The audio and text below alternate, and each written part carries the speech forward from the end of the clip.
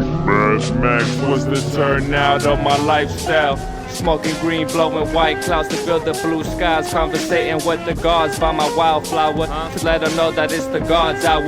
This love's the never-ending saga. Gods by my wildflower to let them know that it's the gods hour. This love's the never-ending saga. Gods by my wildflower to let them know that it's the gods hour. This love's the never-ending saga. Gods by my wildflower to let them know that it's the gods hour. This love's the never-ending saga. Walk through the sands of times like Gara. On the other side of that gad is karma. You wet Prada, the devil lay inside your box now while the angels fly over my headstone. You already know what the fuck we got going on. It's episode 6 of the God's Hour podcast with your boy Big Serps in this bitch. And I kind of wanted to do a special podcast today because we got a very special guest for this episode, which we will get into momentarily. But Astro World, man, what the fuck is going on with Travis Scott, bruh? This shit is crazy. 8 people were trampled and stepped on at Astro World Fest. I don't know. I think this might have been the first ever, but bruh, this is a very, very bad look for Travis Scott, bruh. I'm just in awe. I'm in shock that these fucking people would just do some crazy shit like break down the VIP barricades and just bogart the event. And all while this is going on, Travis Scott is nowhere to be seen, found, heard. He came out with some stupid statement on utter shock and oh my god, dude. If I was there, if I was one of them people that got hurt or something, I'd be like, fuck you, dog. Like, what the fuck? Travis Scott, he's gonna get his ass sued, I swear. That shit is... It's uncalled for, not only one, but 2 is poor proper managing of the event. And 3, it's just sad because you already know bro got so much money, he could make it a super safe event for everybody, but I don't know. I don't know what the fuck is going on, man. It's sad to me. And this would never happen if he was at the carnival. This wouldn't have happened if it was just in a different light, like in a different setting, you know what I mean? And I'm really at a loss for words because I cannot believe this happened, bruh. Like there's no way that this happened. There's no way that some Zombieland shit happened at the World of Astro. And I think the lineup was pretty crazy too. Which is why I don't even go to the carnival anymore, because the last one I went to, I want to say was 2015 or 16, when Chance the Rapper, Erykah Badu, and a bunch of other big names were there, and it was just whack because there was too many people, way too many people, and when you have over like 40,000 people at a festival, if you don't have enough bathrooms, water stations, and just very simple sanitary toiletries and things like that, it could get bad, which is what happened at Astroworld. People were losing their minds, and 8 people got killed. Some people say 11. There's a lot of horse shit going on the internet, like always. That sucks, man. Travis, man, you need to fucking step up and claim some responsibility instead of fucking trying to like not take ownership, which is like part of the whole thing. You're running a fucking festival. It's not like you're throwing a kickback where you could just buy some beers and bring some couches and boom, it's gonna make itself. No, you gotta make sure security is there and all kinds of shit, checks and balances, you know, pat downs, all that shit. So, and people need to chill the fuck out too. I'm not going to put it all on Travis Scott because these people are crazy. This is why I don't do festivals. There's too many people. I'm not a people person. And that shit is just wild. So, peace to Travis Scott. Hopefully they figure out what the fuck they're gonna do. And yeah, man. The carnival, the Odd Future Carnival is a lot better.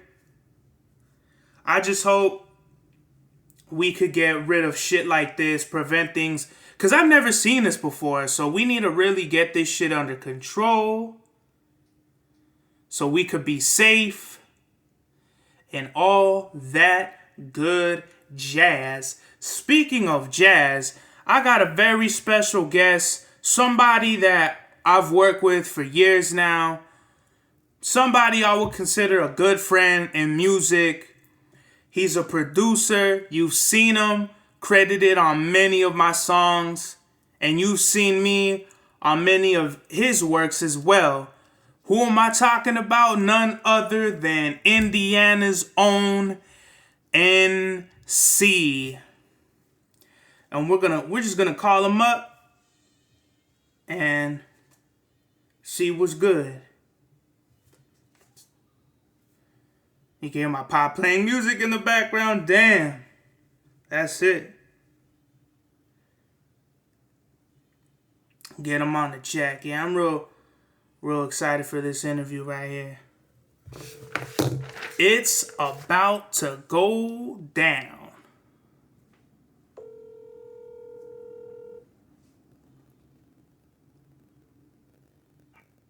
My guy, what is good? NC, this is Big Serbs from the God's Hour podcast. How we doing? What's good? I'm sitting here just working on some new music. What's good with you, dog? Aw, man. Hopefully the fucking I'm doing pretty good. Hopefully the microphone gets the audio. I should have had that plug-in thing where you could plug it in. But we thugging it out. I just introduced the podcast right here. I said we had a very special guest in the building, one that everybody, if you're a fan of Serbs, you already know who this is. Like, NC don't need any introduction, bruh. Seriously. Bro, shout out to you yourself, because you was one of the first people that believed in me when I first started getting into this shit. You were one of the first people that reached out, so salute to yourself. Aw, man, I don't need to salute myself for anything, man. You already know how we do it. It's just No doubt. whenever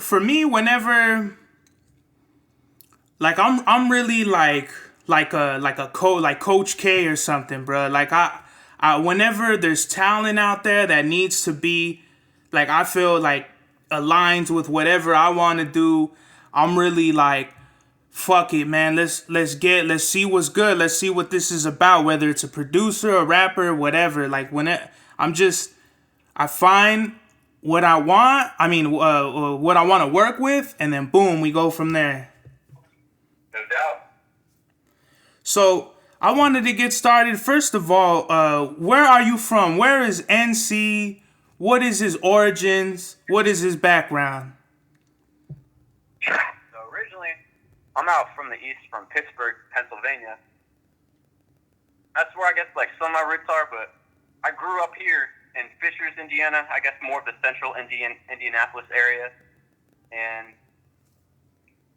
that's where a lot of my roots come from. I mean, Indiana is more of a state where like there's not a lot of culture, so it's just like a lot of people absorb a lot of different shit from like the South or out west, or just like a hodgepodge, miscellaneous area of like culture, which is kind of whack because a lot of people steal shit. So there's like a lot of diamonds in the rough for people who actually like want to do something more than just what like a lot of other people are doing, and you know, got to find influence from somewhere, and just kind of the underground sort of hip hop area, like jazz, a lot of that stuff just kind of came to me, and that's where I'm basically rooted in from. You know, like a lot of the underground stuff. I mean, I wouldn't say I'm the only person around here who's like that, but it's a lot of diamonds in the rough. Not a lot of people who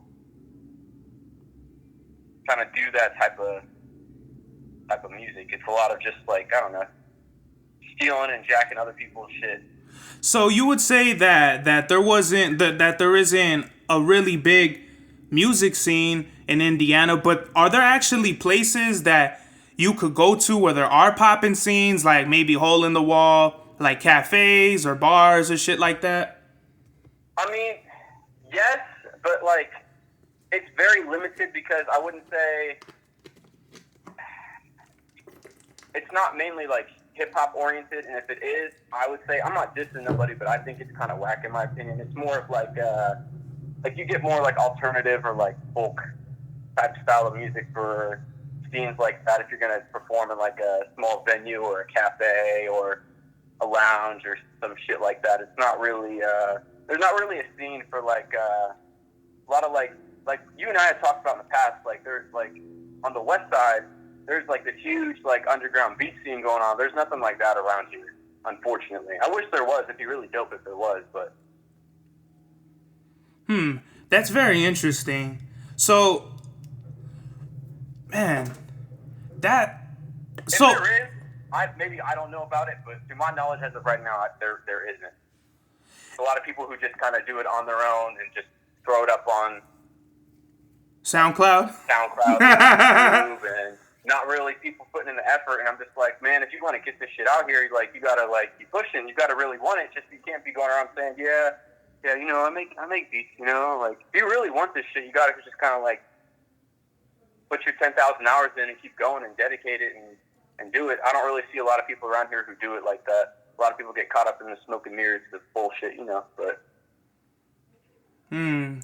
Man, that's interesting because I've always wondered how that was because like coming from Ontario, like there's nothing over here. Like if I wanted to pop off, I'd have to go to LA and make some shit happen because it's the same thing over here. There's not like a low end theory. There's not like the fucking like proving grounds of music. Like you pretty much have to go to LA where all the eyes and ears are gonna be and stuff. But that's crazy. Who inspired you? To get into it? Like get into music? Just with anything, producing, like making music, like who inspired you to actually pick up the boards and do and start clicking on the chops and loops?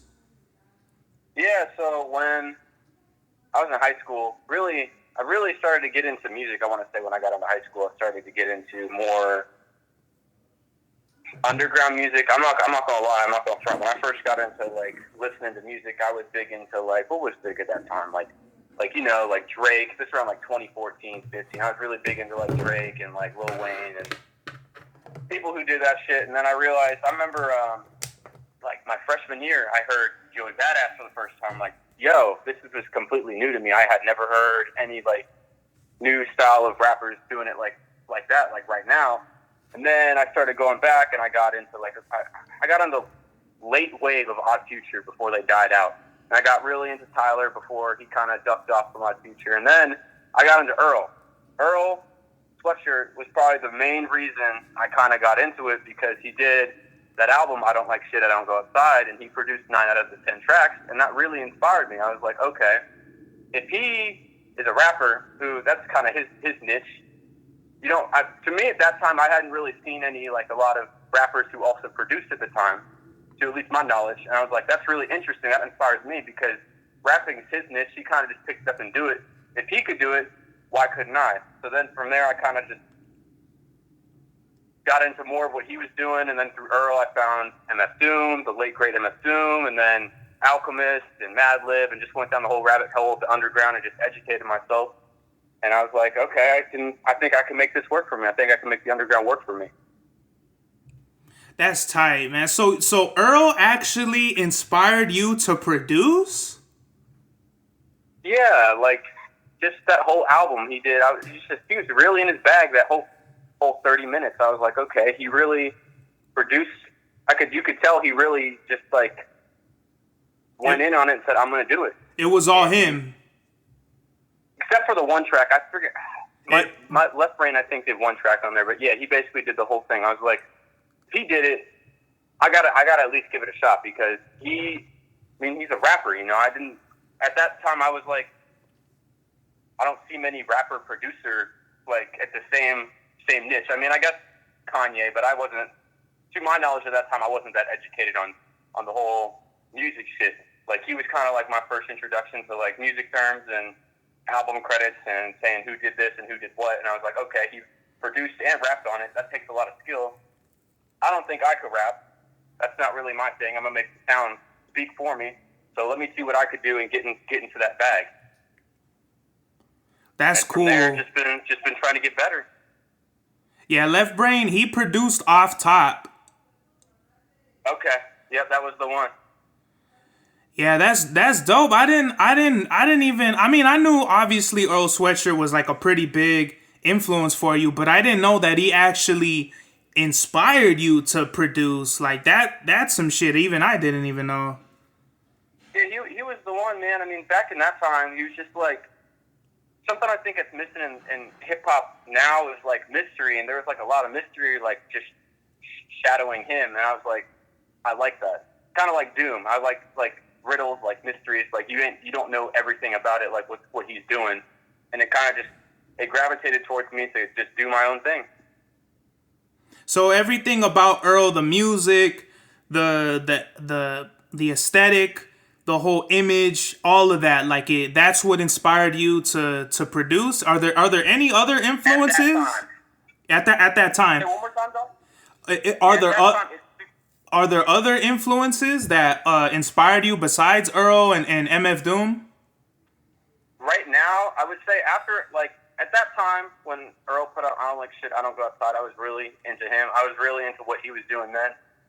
Not so much as what he's doing now, not to be disrespectful to him, because Earl's still dope. He's definitely a great artist. Mm-hmm. But I kind of got away from that, and I was like, okay, I like a lot. I see what the underground is. I like a lot of the producers who are creating the sound.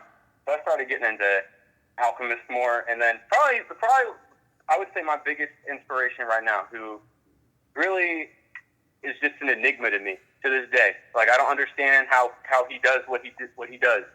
Madlib, like, that dude is a genius. That's just a simple word I'd call him. This dude can do everything. Like, I hope one day I can get to like that level of atmosphere of just like creating that many beats in like a week or just a time span. Like, the dude really just goes in on it and goes after every genre. It's very inspiring. How many beats did he say he did? I don't know if he's bullshitting. I don't think he is, because he really just, it seems like he sits there and he makes the music work for him. But he did that 100 beat tape in a day, or like 2 days, something like that. Oh, shit. That's like those 100 beat CDs back in like the early 2000s. Oh yeah, I'm not even up on that. That shit is crazy. That's just a whole nother bag. But these days I'd say Madlib. Madlib really inspires me to keep going. Like, a lot of what I'm really want to get into in the next couple of years is he did the whole like Yesterday's New Quintet shit. Like, he created all these different like pseudonyms for the band. Like, it was all him. He played all the instruments, and like that inspires me. Like, I want to get into more doing like live music and doing more live beats. Like, sampling's cool. Still includes like the samples, but just something about playing like keyboard has really been interesting me recently. Oh, that's cool. That actually ties into another question I had. What do you think about sampling versus not sampling in terms of producing? It's a good question. So really, whatever creative spark you're working with is like if you can make something dope, it's dope. I would say sampling is,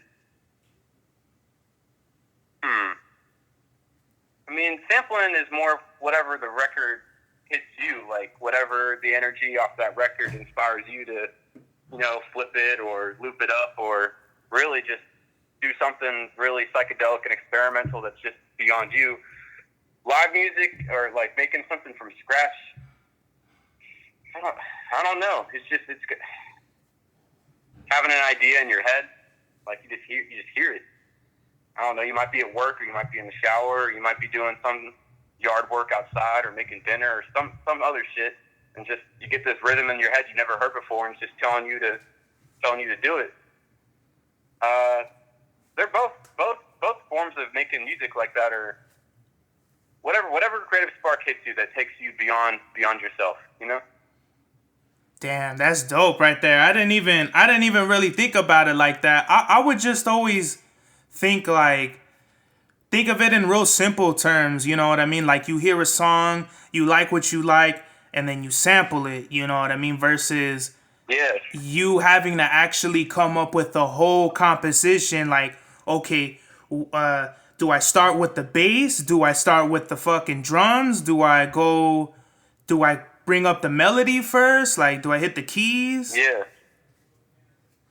So, in terms of sampling versus no sampling, what do you like, and what do you think is an easier process? I would say sampling is probably the easier process, mostly just because whatever I'm playing on the record could inspire me to either sample the record, or I could just start doing something completely else that I'm doing from scratch. Sampling is it really is an art form. Like, records should inspire you, you know, to anything. Like, a record could inspire me not even to make a beat. I might write something down on a paper, like my thoughts out, you know. Probably I would say sampling. Doing live music, like creating something that's completely original, takes a lot of skill. It takes a lot of effort. But I mean, if you do both, you could definitely do a mix of both. Like, something I'm doing my best to get into more is like creating something from scratch on keys or on the MP, using the pads, and then finding a record and just kind of like little niches of a record, just kind of like trying to fit it in there, like little spices.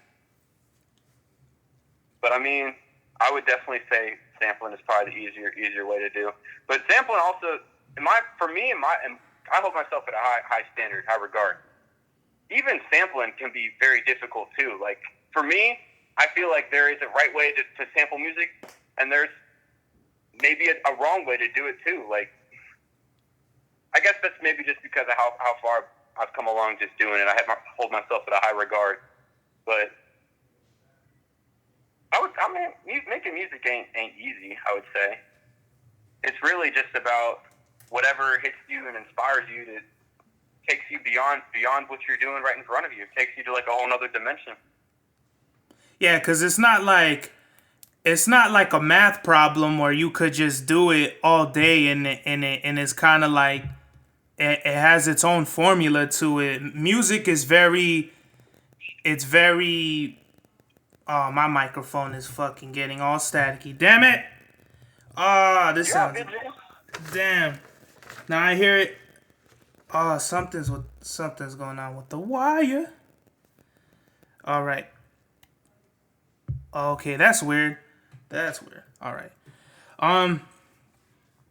Fuck, I forgot what I was even gonna tell you. Oh, I think you were talking about what music is like. Yeah, because it's not. Music, like you said, it wasn't like a math problem. Yeah, it's not like a math problem where you could just break it down like 1, 2, 3. It's something you gotta feel. It's something it's gotta inspire you and hit you, and then you do it. You know? Yeah, it's definitely not something you can just go look up on YouTube and start doing it. I mean, you could, but like, I don't know. It's not something you can just like look up. It's something you gotta like spend time with and get into, because there's really no way to make music. It's not like cooking food and you follow a recipe. Like, the way I make beats and make music will be completely different from the next person. It's just, everyone has their own different process, and if it's dope, you know? Well, that's interesting that you said that, because I actually cook food and like make my own recipes and stuff. And yeah, I feel like it's kind of the same in that you have like, okay, let's say the ingredients are your equipment, and what you want to make comes out of those ingredients, but it's not going to come out the same every single time. You get what I mean? Like, you're not going to put the exact amount, like something, you're going to have a little more or a little less of of what you have, but regardless, you know what you have, so you know what you want to make. And I would just say, like, as far as like producing, I feel like when it comes like for me, for instance, Yeah. I like to keep it simple. I don't like doing things that I have to rack my brain on. Like, if I have to spend too much time on one beat or something, I'll know. Like, I gotta leave it alone. Like, I'll have to figure it out another way at another point or something. I absolutely agree. Yeah. And as far as it takes too much time to do something, it's not maybe not worth it. It's got to just be in the moment.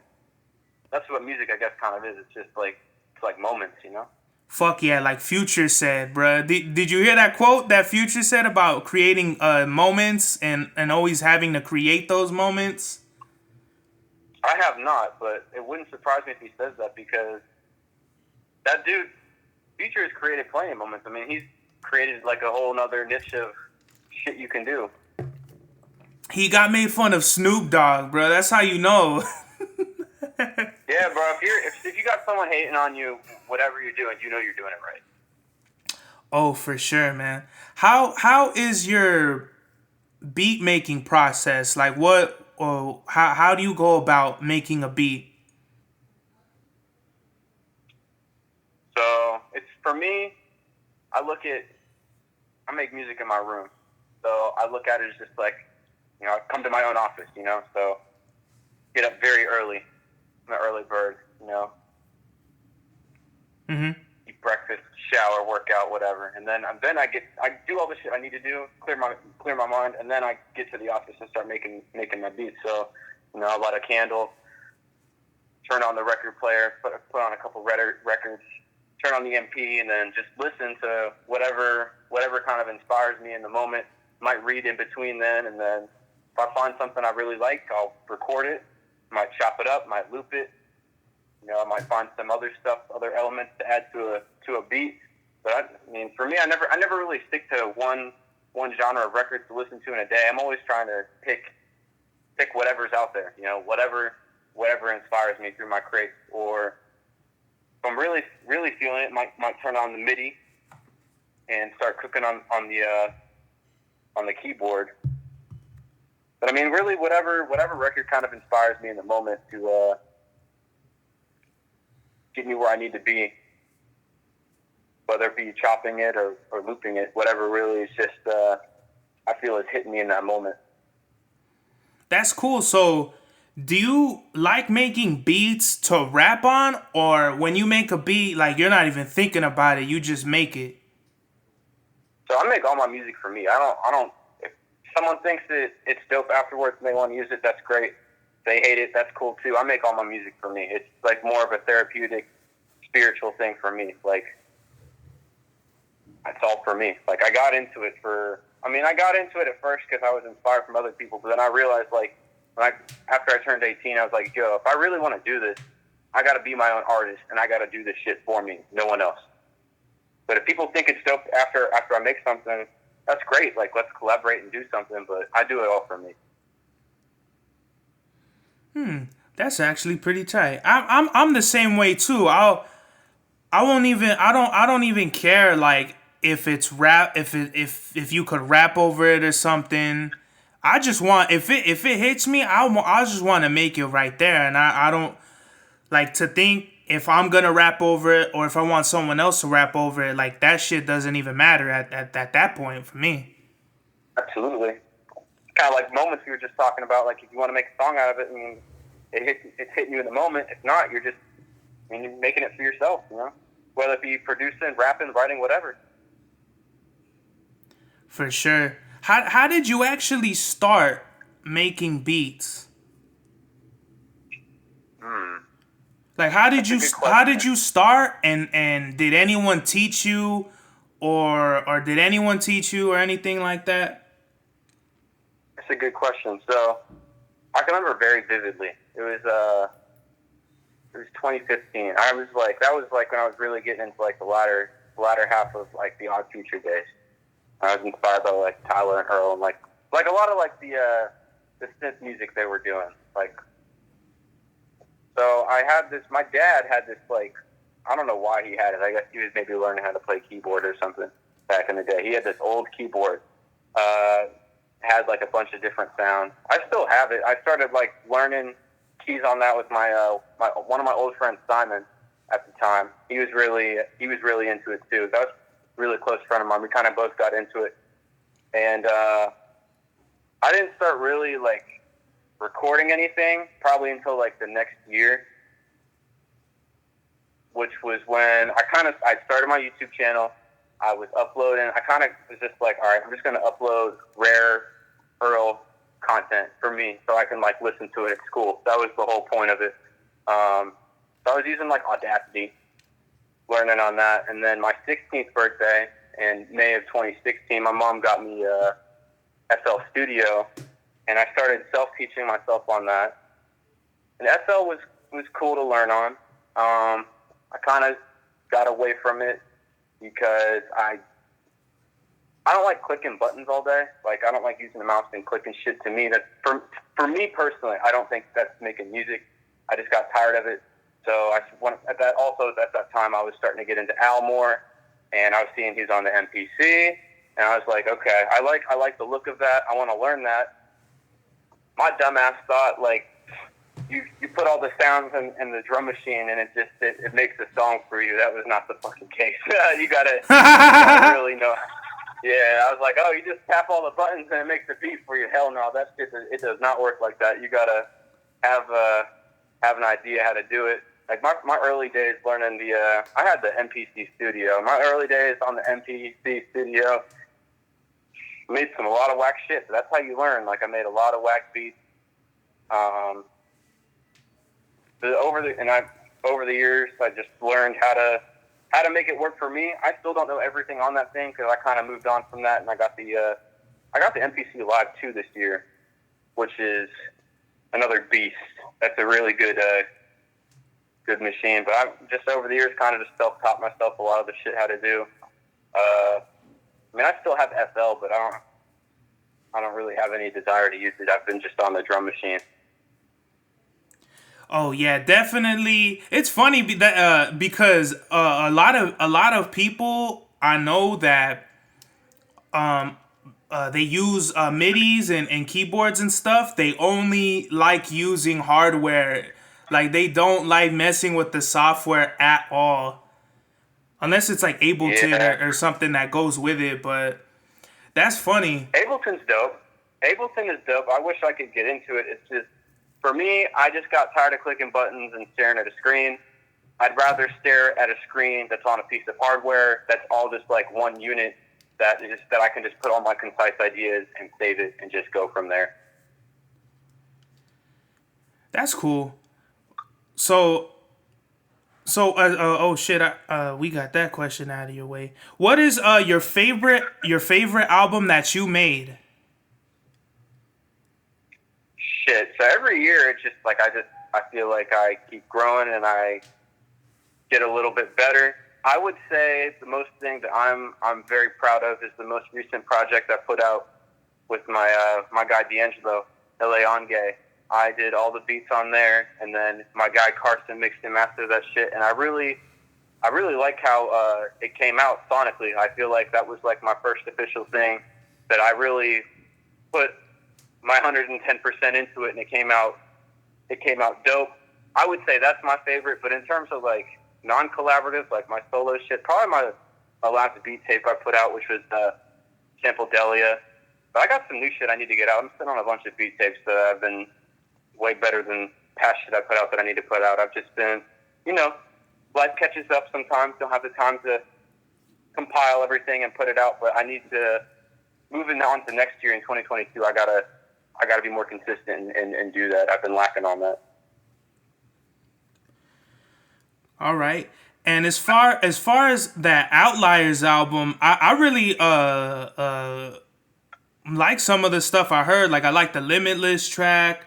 I know the That's my favorite joint. That is my absolute favorite joint ever. That's a pretty good song, bro. That's I take that back. Now you're talking about that question. That's my favorite thing I've worked on. You're saying projects. I guess that's my favorite thing I worked on ever. That's the best sample I've ever, for me personally, that's like my favorite sample I've ever heard. Why is that? What is it about the sample?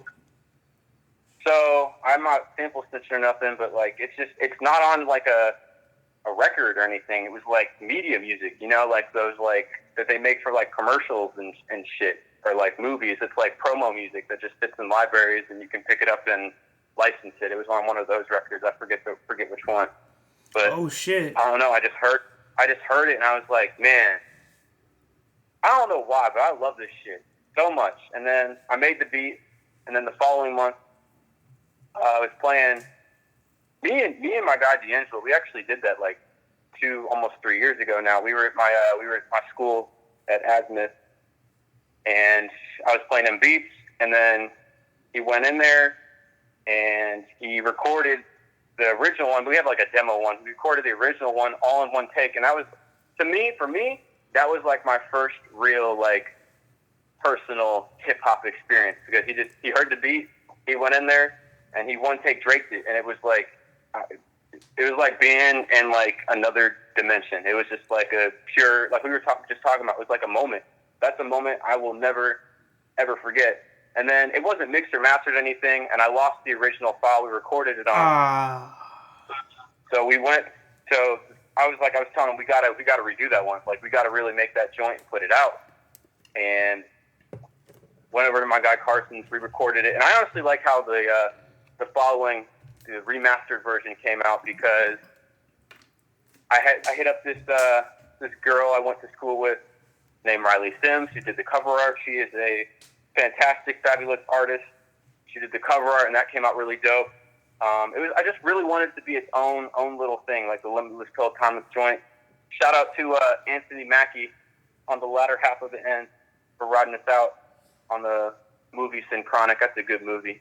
He's talking about how fuck the past, fuck the future, living right now. I never even seen that. I would say that. I'm glad you brought that up. That Limitless Pill joint is probably my favorite thing I've ever done so far. To really, for me personally, it's just timeless. Oh yeah, a lot of good messages in there. Yeah, bro. I listened. I didn't listen to the whole album and it's like with like my undivided attention. I just wanted to do my research real quick, and you killed it, bro. Like, I feel like sonically it is your best album, which is crazy. Like, from the sampling to structuring and all that, it's really good. It's definitely your most polished work, for sure. I appreciate that. That's something I really wanted to get into more, is kind of just like having it be super, super polished, because these days, I guess what I've been learning is, like, I like doing raw music. Like, that's kind of like my whole thing. Like, I only really like doing raw music and putting it out. But I really wanted to do something that was, like, polished, mixed and mastered, and put it out, because more people these days listen to... I don't want to cater to people to listen to it, but I really wanted people to hear what I've been doing, and I really just wanted to put something that's really polished out, like an official, little like a very official project. Like, you could go to someone on the street and be like, "Yo, check this out. This is like an official project," and whether they like it or not, you're gonna hear that it's very like polished up. So what is Outliers? What is that? What does that name mean? It's a good question. So in high school, one of my I was in this. Can't remember if it was my English teacher or it was the same teacher, but he taught like English and like leadership. He was a good teacher because he never gave out homework. If he did give out homework, it was for a purpose. It was to like help us. Like, it was to educate us. He gave you an apple? Not waste our time. Say one more time, dog. No, I'm just kidding. I was gonna say he gave you an apple. No, I'm fucking around. Hell no. He gave us this book. All of the class to do this project about. It was called Outliers by Malcolm Gladwell. It's a book about. Summing up, I guess it's a book about like the story of success, but like success is subjective. So there was this chapter in there called the 10,000 hour rule, which really spoke to me. It means the whole idea of 10,000 hours is you can't be a master of a craft until you put 10,000 hours into it. And that, I don't know how many years that would take. Probably like, if you're consistently doing it, probably like 5-6 years. So that really spoke to me. And just that whole book is really, really spoke to me. And the whole idea of like outliers. Like, when you think of like outliers in anything, like there's outliers in math, like statistics, whatever, like there's stuff that stands out. And for me, I always felt like in like most situations with people and collaborating with people in music or just music in general, I always felt like I was an outlier based on kind of what I do and how I live. I feel like that's a word that defines me. So that's kind of where the whole idea of outliers is. It's kind of, I don't really know what it is exactly yet. I would say it's like, I want to say it's like a brand, but the more thing I want to say about it, it's like an idea. Like, I don't think everyone can be an outlier. I mean, everyone's different, you know, everyone has a different purpose. But I feel like the whole idea of it is just like outliers is just like people who are really like inspired to do what they do, and like they I don't want to say they feel like they're the only ones who do it, but like actions speak louder than words. Their actions speak that they're really the only ones doing it. That's cool. Outliers is actually a book? Yeah, it's a book by Malcolm Gladwell. Who is he's an author and speaker and writer amongst other things, but he did a couple TED Talks here and there, I think. But he's a very well thought out and spoken dude. Like it's a good book. I learned a lot from that. Like that book, I would say definitely did not waste my time in high school. I got a lot out of that. Man, I gotta check that out, bro. What made you want to work with I'm not even gonna pronounce it. What made you want to work on the album with D'Angelo? Because I know it's super crazy. Because I was looking up at your page, and I know you work with D'Angelo, and then I seen LA, and I'm like, wait a minute, this is the same dude. Yeah, he wanted to. I don't know the exact idea behind it, but he wanted to change his name up a little bit, which I thought was cool. Whatever, like that's dope. Whatever. So he's one of the only other people around me, in the central Indiana area, who I feel like I inspire him and he inspires me, and we build off that energy.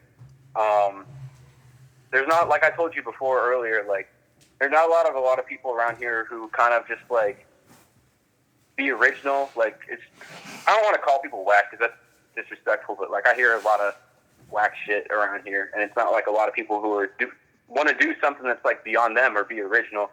And he was doing that. I remember I was on Twitter one day, and he popped up on my recommended to follow, and I just clicked on his page.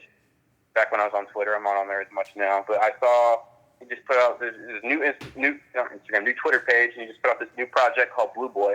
Okay, I was like, okay, let me check this out. Like I always check out people around here who do music to see if like someone I might want to work with or reach out to.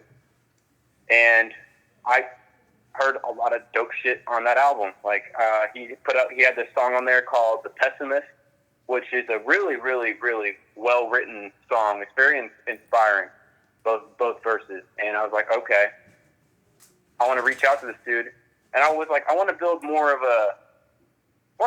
like a friendship before, if even possible, before just like, yo, let me send you beats, this, that, and third. Like I didn't want to rush it because I didn't know him. I wanted to get to know him. He was a person I could potentially meet in real life, and I wanted to give that an opportunity. So we ended up meeting up in real life. He came over here. Oddly enough, I live in the suburbs around Indianapolis and Fishers, mm-hmm. And oddly enough, he lived right across the other neighborhood across from mine. And I was like, wow, shit. He was literally like fucking 5-minute walk from me, and I didn't even know this the whole time. He was like, yeah, I just walked across from this neighborhood over here. I was like, yo, that's like 5-7 minutes away from me. That's crazy. I didn't even know you were around here. So we linked up, played him a couple beats. He found a couple things he liked. Then we did this one joint called Roses, and late 2018, early 2019 that he put on a project. We went to his band's house in Ohio, Nazario. Shout out to Nazario. He engineered that track, and we did that. That was like the first thing we did. And then I always knew I wanted to do like a little some kind of collaborative project with him where I did all the beats. And hoping doing it in 2019, things came up. Hoping to do it in 2020. 2020 was an uncanny year, hopefully to forget about. And then Bro, fuck that 21 year. 21 was just the timing was right. Like, I wasn't going to force it. Like, whenever the timing was right to do a project, we'd do a project. And then 21, the timing was right. He just got out of doing his 9-to-5 job. I just got out of mine. We had the time and the ideas to do something, so we did something. And it was definitely a growing experience and a learning experience, and I'm proud of it. And hopefully we can do some more stuff again in the future. Man, that's dope. That's really dope. I didn't even know you guys were pretty much neighbors. That's fucking. That blew my mind, because if I knew he was around, I would have been like, yo, we got to do. I would have reached out way sooner. But it's crazy how social media can connect people, and like you didn't even know they were right next to you.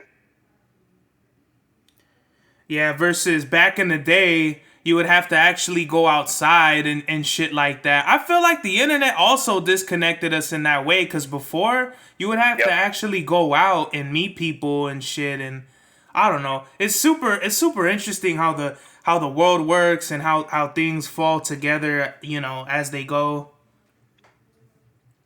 It's definitely a double-edged sword, like you just said. Like, for me, what I wish I could do is I wish there was more shit around here, like events and like venues where like people were doing music and you could connect with people that way. For me personally, I'm better at connecting with people through like face-to-face, real-life interactions versus like the internet. The internet's a great tool if you can use it to your advantage and like connect with people and collaborate and do some dope shit. But I just doing things hands-on, face-to-face, where like you can speak and interact and work just has always like worked better for me. But like there's two sides of the coin. It's a double-edged sword, but I mean you can definitely do some great shit either way. But I definitely wish it was more of a around here, at least where I'm from, there was more of a some type of scene or more of like people coming together to do something that's just more than making music in your bedroom. That's cool, but at a certain point, if you really want to be an artist, it's got to be more than just that. Definitely. You most definitely got to expand. What do you think is missing in music today? Mystery. Like, something that I love about the late, great MF Doom is, like, he was an enigma. Like, you never... I mean, obviously there's probably some pictures of him on the internet of his actual face, but this dude really stayed dedicated to being the villain that is MF Doom. Like, this dude was so inspired off that Marvel shit. He would go to shows and send fucking Doom bots like they would in the fucking comics, and they wouldn't even be the real Doom. It's like that's dedication to being like, yo, it's like actually being like a real life movie. Like, he was so dedicated to his villainous character that he was just a fucking mystery. Like, put out all these projects under all these different names. There's like Victor Vaughn, MF Doom, King Ghidra. Like, I think that's missing a lot today, because in a world where we have everything at our fingertips in terms of like searching and informing. There's not a lot of mystery these days. Like, there's so much shit going on today where people just like, I have to know this. I have to know. Like, what happened to it being cool or just like, I don't have to know. Kind of like the mystery of like sampling. Like, they got the feds on the internet now who sampled. I mean, that's fine. I guess it's cool to educate yourself on like what a sample is, but like, what happened to like the mystery? Like, these days, I feel like there's not enough mystery. Like, people have become so fixated on like, I have to know this, instead of just like, this is dope that I don't know this, and that's okay. Yeah, everything is public now. Everyone wants to post videos of themselves dancing and fucking singing. Yeah. Yeah. Yeah, I totally get you on that one. I wanted to talk about instrumentals, the album, bruh. Yeah. And you were on that. I want to say that that's my favorite NC album just because I'm on it.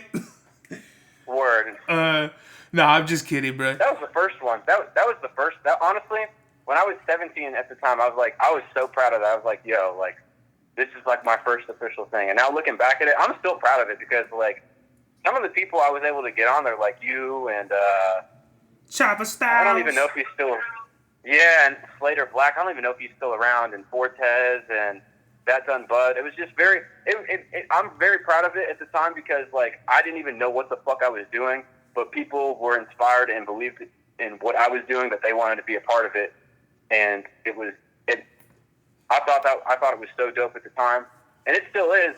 I've just become, now that I've grown and I see how like I have a better grasp of how to make beats and like sequence and arrange and more of like mixing, because like I love raw music, but I want it to sound like also listenable, and that project does. But like I thought the mixing could have been better, but yeah, that's something I'm very proud of because it shocks me that people even believed in me and were inspired to be a part of it because I didn't even know what the fuck I was doing.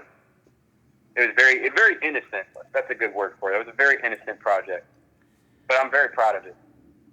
Instrumentals is dope, bruh. And it's so, I can't even listen to any of my verses, bruh, because I'm like, man. Like, I always have like a love in... You said go ahead, I'm sorry. No, you go ahead. Say what you're going to say. I forget what song. It wasn't the track that you did with Chaba. It was the other one. You killed that one.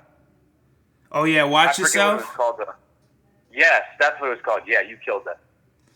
Thank you, bruh. That was when I was still figuring out how to rap and stuff, and I just didn't have it all down. So every time I listen to it, I'm like, it's so cringeworthy. Like I feel like. I can't listen to it. Like I was trying to listen to that song, as a matter of fact, and I'm like, no.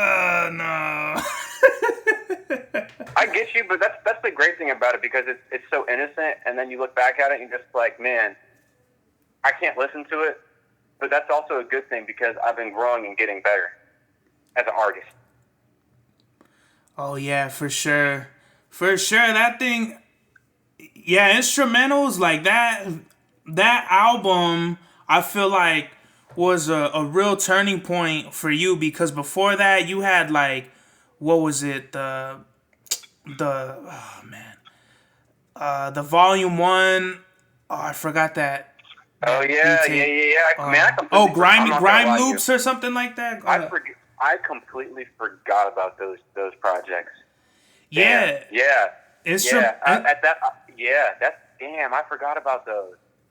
Yeah, instrumentals I feel like was a real turning point for you because before you had like little mixtapes and shit, and that's why I was so adamant about doing work with you because I didn't even know that we were gonna be on instrumentals. I thought we were gonna just be on like another project you had. I didn't think you were gonna put it on. Well, you told me you were gonna put it on Apple Music later, but yeah, it was just a real turning point because I think from there you had a better understanding of what you wanted to do, because you never really know what you're making until you make it and improve from there. No doubt, you are right. That project, bro, was going to be all beats, and then I was playing beats for other people who I had met through Twitter at the time, and people wanted to be a part of it, and that was really fucking cool to me. I didn't ask for it. People just wanted to be a part of it, like, which was cool. Like, I didn't expect that because like I said earlier, I didn't know what the fuck I was doing. So it's definitely a turning point.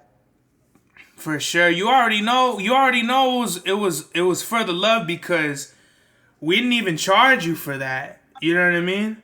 Truth be told, I didn't have to charge. No one charged me on that project at all. Everyone just wanted to be a part of it, which was really dope to me. Like, yeah, because people now, if they get an opportunity to be on Apple Music or something, right away they want royalties, they want a bag and all this shit. I didn't even care if you put it on fucking I didn't even care had you put it on fucking like, a Napster or whatever. Like, just the fact that for me it's not about the money. For me, it's always about what can we do, like what can we accomplish, pretty much.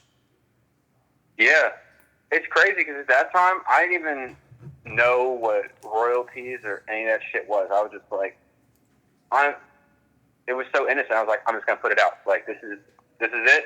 I'm gonna put it out. I didn't even think about any of that shit. And now, moving forward, now that I have the knowledge and I've grown and I've absorbed a lot of information, I'm like, okay, there's a lot of other shit you have to include if you want to just put it out there beyond like YouTube or SoundCloud or Bandcamp or whatever. Like, you gotta make sure people get their cut. Yeah, and I want to thank you for posting all my music on your channel too. I was just looking through your page and I'm like, fuck, I forgot we put Dragons of the West on there. We put 342. We had Soprano on there, as well as Solo-Fi. Yeah. So thank you, man. Yeah, I just want to say thank you. You know what I mean? Because like most people, like I don't even want to talk like for other people, but like me personally, like that's a big deal to me. You know what I mean? Because like I just want to do something. I just always wanted to do something different, and I wanted to build my channel up as well, and as well as yours. You know what I mean? Because I didn't want people feeling like, oh, who the fuck is Serbs, or like who the fuck is, you know what I mean? Like, I wanted to be like all inclusive, like, you know. That's why like for me, I'm never like I'm not an all about me type person. Like, I've never wanted like all the attention of shit. Like, what I've always wanted my YouTube channel to be is kind of be like, I mean, I absolutely put my music on there because it's my channel, but like, I want it to be a hub of like other people I fuck with and I'm inspired by, and put their shit on there that I like too. Cause we talked about this maybe like a month ago. You got body to work, dog. Like, for me personally, my favorite shit you've done is that Picasso Matisse. I know you look at it differently now, but that shit, man. I remember when I first heard it in July of 17, or maybe it was August of 17. I'm pretty sure it was July, and I was like, yo. This was arranged, curated, put together, written extremely well. And it was all me too. Like, that was... Yes. That took... You have no idea how many times I wanted to give up on that project, bro. Just because some of the producer... I mean, I don't think some of the producers that made the beats on there... But some of the producers at that time that I was taking beats from, they were not rocking with me at all. Like, they were like, "What the fuck are you doing with my beat?" Like, they didn't even care that I rapped on it. They'd just be like, "Why'd you take my beat?" So a bunch of things, and plus other like shit at the time, kind of almost deterred me from making that album. But I really wanted you on there too. Like, that's something that nobody really knows. I really wanted you on there because I have Float Lucid on there, and I really wanted you on there, but I don't know. I'm really on some, not on some Kanye shit where he'll cut somebody and make fun of them later. Like it's just if it's a puzzle to me, and if we don't got the right piece for the puzzle, then we just can't use that piece, you know what I mean? And I feel like that's the best way to describe, because your beats at the time were way different from the style of beats that we were rapping on that mixtape. Yeah. And I was, at that time, too, I'm glad you didn't include me on there personally, because I didn't even know what I was doing at the time of the beats. Like, it was all just me kind of just, like, figuring it out, and if people liked it, that was cool. Yeah, that shit.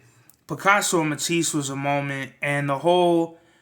I feel like that ushered in like a whole new era of artists, cause like after 2017, we got the Mavies, we got the Navy Blues, we got we got Earl's Kids. yeah, we got a bunch of Earl's Kids. What's his name? Mike or Mikey? I don't know his name. Lucky, Lukey.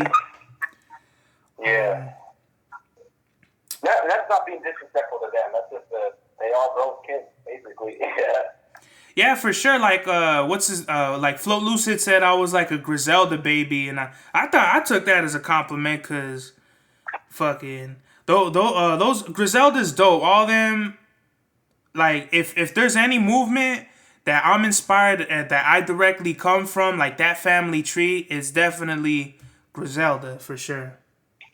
Yeah, Griselda's dope, man. They really brought back the whole. I wouldn't say just them, but they were a huge part of bringing a lot of, like, I don't want to say 90s, a lot of, like, that underground, raw, gritty music back. Like, it's become such a big thing now. Like, I don't want to say it's oversaturated, but, like, I've seen so much more people get into it the last 2-3 years than I did when I first got into it. For sure, their whole wave pretty much flooded everything, and it's still flooding everything now as far as like their genre, because they're still like poppy, obviously the Lil Babies, the Baby, and all this other shit. Yeah. But as far as the underground and this raw hip hop shit, it's Griselda all fucking day. Absolutely. What is your dream album? Like, if you could work with Alchemist, if you could work with Earl, like, what would your dream album be? Neither of those two. I would love to do a project with Currency. What? I didn't expect that. That's someone I really love. I love Currency, bro.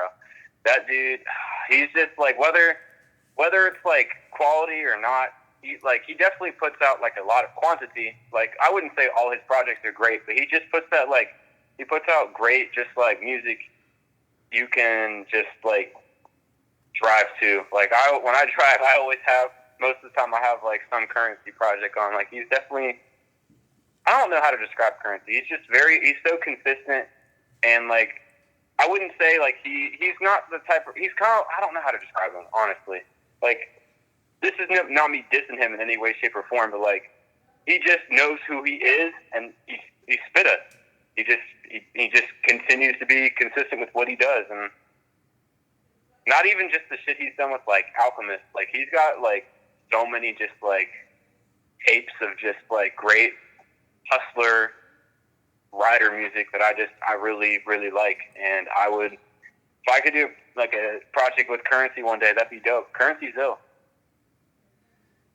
So would you do it like cover whatever the fuck, I don't know, the whatever it is? Would you a cover coupe? I would want it to be like something that's not like his current catalog. Like, I don't want to. Comparison is the thief of joy. Well, I meant so like, would you want to produce the whole thing and then have him rap over it? Yeah.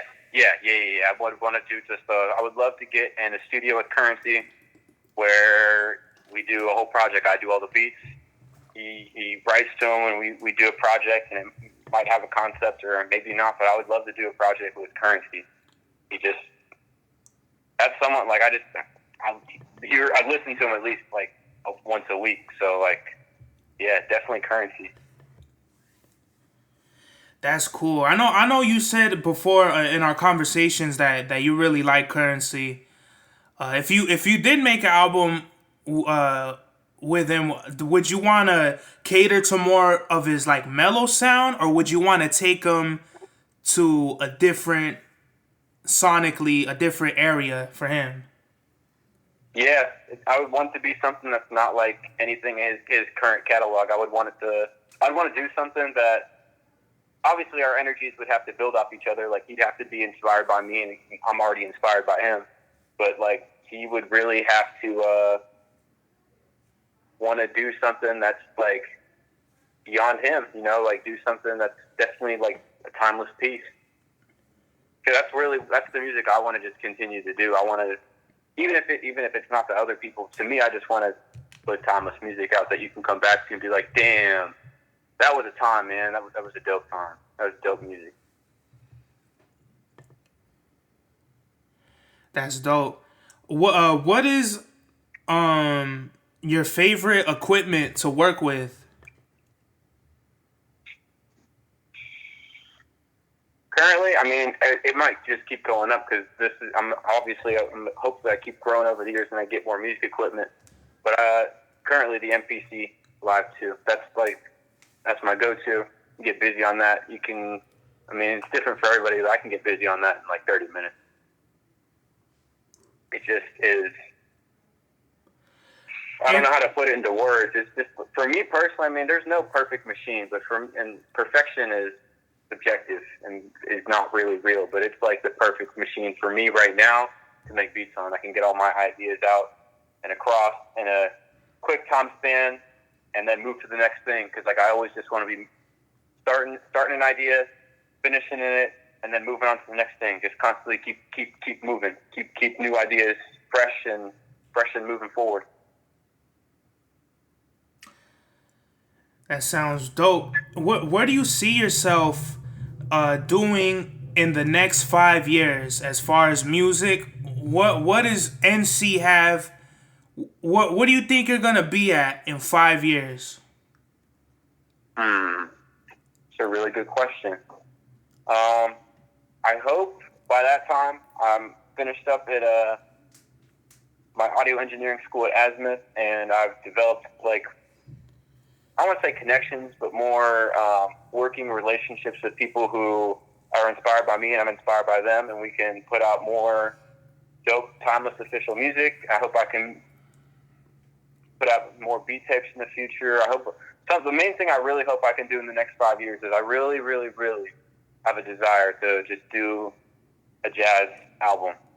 Kind of like Mad Lib, like where I'm doing like a lot of different sounds and whatnot, but I really want to do like my own twist on like a new jazz, acid jazz hop type thing. I really want to do something like that. And I really hope to throw the Outliers idea into something more, because like for me right now it's just kind of an idea.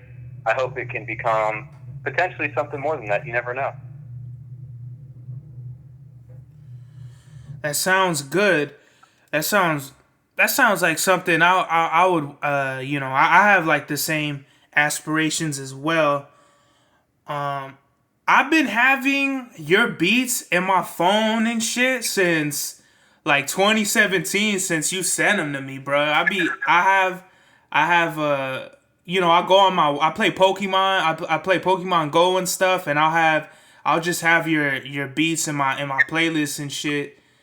And I'm like, yo, he probably don't even know that I have this beat playing and shit. I probably don't even have half that shit anymore. Like the Chagrin beat from Instrumentals, I still have that. I still have everything. I don't have half that shit no more. I gotta get you. I know we talked about this last month. I've been busy the last couple of weeks, like working for my folks' small business who's been getting busy for the holiday season coming up. I'm gonna get you some new beats here for sure. I got a lot of stuff just sitting around. For sure, you already know. You sent me some Many Saints of Newark shit that I'm like, what the fuck? This belongs on the soundtrack or something. What is this? I watched that shit with my folks, and I was just like, I don't know. Woke up the next day and put on a record and some like very late 60s jazz, and I'm just like, I don't know, bro. I feel like I'm in the corner seat of the restaurant, fucking and mafiosi shit. Yeah, bro. The Many Saints of Newark, people hating on that fucking movie, bro. That shit was dope. Fuck everybody. That was, I mean, I liked it. So that beat that you sent me definitely reminded me of the movie for sure. Yeah, I mean, hopefully they can kind of just continue. I mean, definitely not like reboot anything, but like continue any ideas relating to Sopranos, because when you talk about timeless, legendary shit, Sopranos is definitely it. For sure. And the last thing I wanted to know, what is next? What's next for NC? Okay. So I've been thinking about this. I've been busy, not been able to do it, but I have started to do it. I've been compiling like a lot of audio clips to finish up a couple beat projects, and I want to get something out this month. I'm not going to try and rush it, but I'm definitely going to put out some type of new beat project this year. I don't have any titles yet, but definitely going to be hopefully a new beat project, because it's been over 2 years now, or almost 2 years since I put out the last one. I'm lacking. I told myself I was going to put something out last month with a beat project. I've just been busy, and we're still in the early days of November, but I'm hopefully going to try and put something out, like a beat project. It's kind of like, I don't know, it just gives you like that autumn feel, you know? Yeah. And is that that's what you're currently working on right now as well? That's what I'm finishing up. Like I made so many beats in like the first 2 quarters of this year, like the first 6 months of this year. And the last 3 months I've been kind of slow. I was finishing up that the first Outliers project, and then been kind of slow get into a good creative flow. I'm working on getting back to it. I haven't really made as many new beats lately. I've been a little bit busy, but definitely putting on the finishing touches on a new project. Been compiling audio clips from movies, TV shows, like podcasts, shit like that. I'm putting the finishing touches on that because I want to. Been hearing some stuff from some shows and movies that I'll include in there, just like little clips. That's dope. I'm gonna put that out. That's cool. So, before we get out of here, is there anything you wanted to say in regards to what you're working on, or any of your other endeavors or anything like that? First of all, I want to say shout out to you and your time and the opportunity for having me on first episode of your podcast, I believe. So shout out to you. Thank you. Oh no, you on we on number 6, bro. No doubt. Either way, appreciate you for the opportunity, and then hopefully gonna get a new beat project out this year. Next year, I'm gonna do my best to really be consistent and just kind of get the flow going. And the last thing I want to say before we get out of here, because hopefully he will be out at the end of the year or early next year. Free Max B, please. Please, free Max B. Free the wave. Free the wave, God. Come on, please. We got to get Max B out of there. For real, man. That's dope. You already know it's NC, the instrumental one. And you already know. Thank you for your time. Thank you for even, you know what I mean, accepting my call, you know what I mean? No doubt, bro. For real. I appreciate your time and the opportunities. For sure, man. It means a lot. Nah, thank you, bro, cause you know this shit works. You know, the world is 360. It ain't a 180. You know what I mean? So it all gotta you know what I mean? It's like it's a give and take type thing, and some people, I don't know. I don't even want to speak for other people, but I'm just real grateful that we got this. That I'm even starting my own podcast and everything, and thank you for being my first guest on it, bros. Cause this is some Absolutely. Dope shit. Dope for sure. No doubt, bro. Everything you just said was well said. And actually, one more thing before we get up out of here. New Serbs and NC, if not by the end of this year, next year at some point, we're gonna get some songs together. That is definitely going to happen. Long overdue. Woo! You already heard it there. with that new Serbs in NC, I don't even know what the fuck. It's probably gonna be called the Outsiders or something like that. We gotta get it. Well, thank you very much, NC. You already know. I appreciate the interview and everything, bro. Take care, and we'll definitely be working and have you on the podcast again in the future very soon. No doubt, bro. It's all love. Shout out to yourself. Enjoy the rest of your Sunday, and we're gonna get it, bro. Be safe, all right? You too, NC. Be safe, bro. Peace. Peace, my G. And there you have it, ladies and gentlemen. That was the interview with NC. That went a lot better than I thought. That's been the homie for years now. Like, I didn't even think I would have him on my podcast or anything, and it's super dope. It's awesome that I could create these fucking moments like we said with the homies and stuff. I'm for sure gonna have more guests. I just don't know when. Cause you know, Big Serbs is a busy man. And I got shit to do and no time to waste. So